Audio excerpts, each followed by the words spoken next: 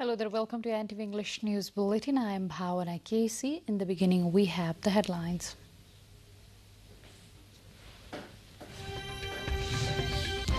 Meet of House of Representatives to be held at 1 p.m. House slated to pass condolence motion on demise of Nepali Congress's lawmaker Pradeep Giri.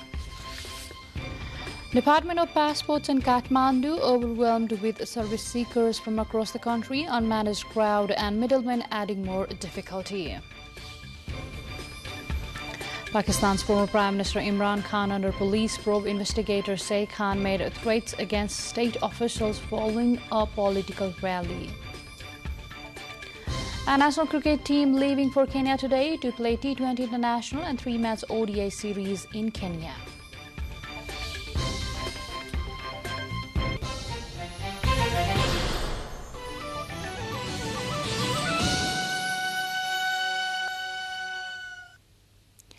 Welcome back. You are with NTV English News Bulletin. Now we have the news in details.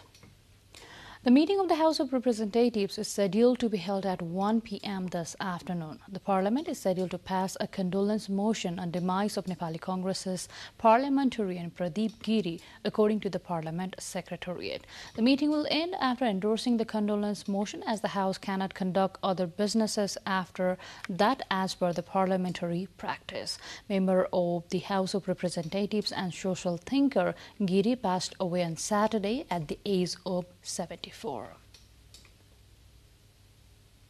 Thousands of Nepalis go abroad on foreign employment, study and travel on a daily basis. However, the main problem of people going abroad is at the Department of Passports in Tripureshwar.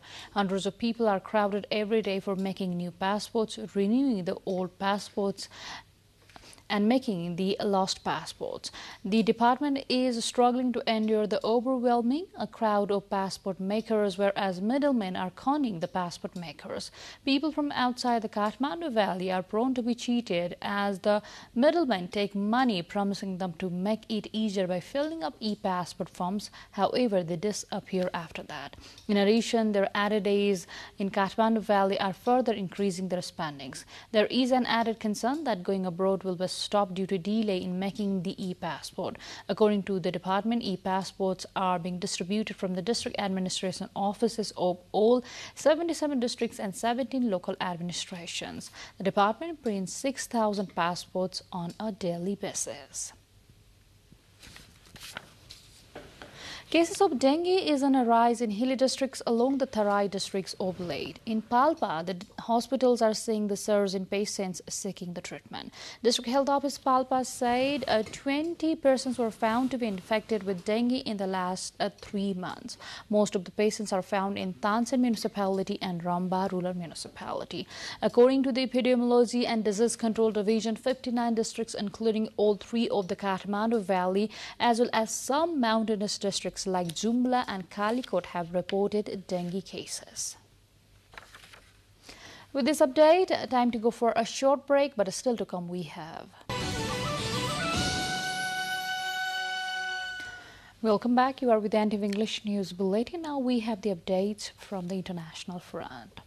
Pakistan's police have launched an investigation into the country's former Prime Minister Imran Khan. He is accused of making threats against the police and judiciary following a political speech he gave on Saturday. Tensions are high in the country, with the country's former leader's supporters gathering outside his house, vowing to take over if he is arrested. Since being ousted from power in April, Khan has been a vocal critic of the government and the country's army. The United States and South Korea on Monday kicked off their biggest combined military training in years, as the allies heightened their defense posture against the growing North Korean nuclear. The drills could draw an angry response from North Korea, which has dialed up its weapons testing activity to a record pace this year, while repeatedly threatening conflict with Seoul and Washington amid a prolonged stalemate in diplomacy. The Ulchi Freedom Shield exercises will continue through September 1st in South Korea and include the field exercises involving aircraft, warships, tanks, and potentially tens of thousands of the troops. While Washington and Seoul describe the exercises as defensive, North Korea portrays them as as invasion rehearsals and has used them to justify its nuclear weapons and missiles program. Japanese Prime Minister Fumio Kishida has been diagnosed with COVID-19 and cancelled his planned travels while he isolates and recuperates. Cabinet Secretary Hirokazu Matsuno said Kishida has mild symptoms. Kishida developed a slight fever and cough late Saturday and tested positive for the virus. The 65-year-old Prime Minister was on vacation last week and was scheduled to return to work on Monday. It's not clear where or how he was infected. COVID-19 is surging in Japan, although most people, including Kishida, have been vaccinated. More updates lined up on the other side, but before that, let's have what we have coming up next.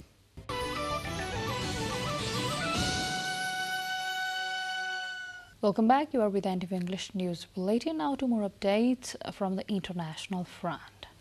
Hundreds of villagers in Fazilpur in southern Punjab had to flee their houses as heavy rain caused flood waters to rise into unprecedented levels. Rescue workers helped stranded villagers evacuate buildings alongside their household items and set up temporary tents for shelter.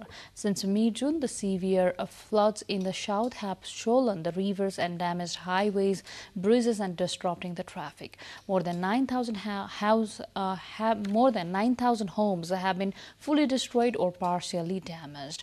Particularly hard hit has been the southwestern Balochistan province and southern Sindh province. The north also has been hit hard this year as flooding triggered by monsoons killed at least 36 people, including 11 dead in areas bordering Afghanistan.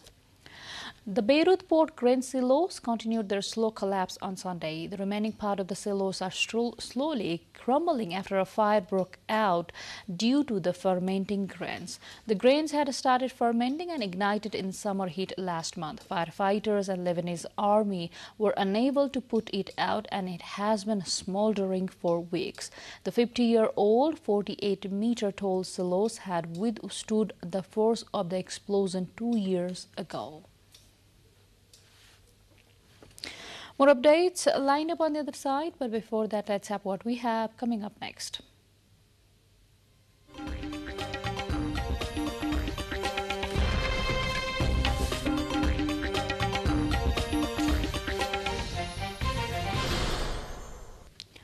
Now to sports.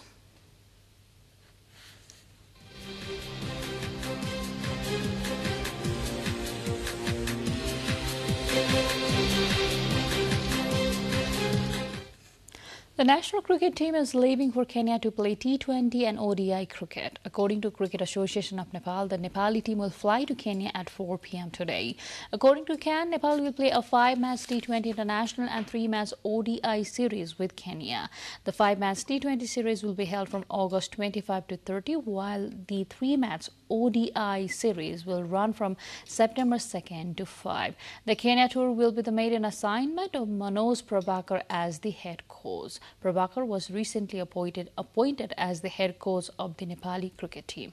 Nepal has already announced the team under the captaincy of Sandeep Lamisane for the series. Borna Coric beat fourth-seeded Stefanos Tsitsipas on Sunday to capture the Cincinnati Open title and become the lowest-ranked Masters 1000 champion in history. The Croatian, who had beaten the likes of Rafael Nadal and Felix Auger-Aliassime to reach the final, closed out the straight sets win in 1 hour and 55 minutes. It is his third ATP title and ensures that he will be the seed for the US Open at the end of this month. In the women's draw, Caroline Garcia brushed aside Petra Kvitova 6-2, 6-4 to win the title of the Cincinnati Open. Well, with this update, we come to the end of this English News Bulletin. But before we say goodbye, let's have a quick reminder of the major stories.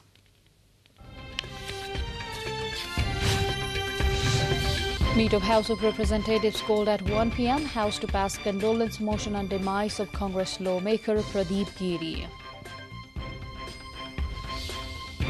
Department of Passports in Kathmandu overwhelmed with service seekers from across the country, unmanaged crowd and middlemen adding more difficulty. Pakistan's former Prime Minister Imran Khan under police probe. Investigators say Khan made threats against state officials following a political rally. A national cricket team leaving for Kenya today to play T20 International and 3-match ODI series against host Kenya.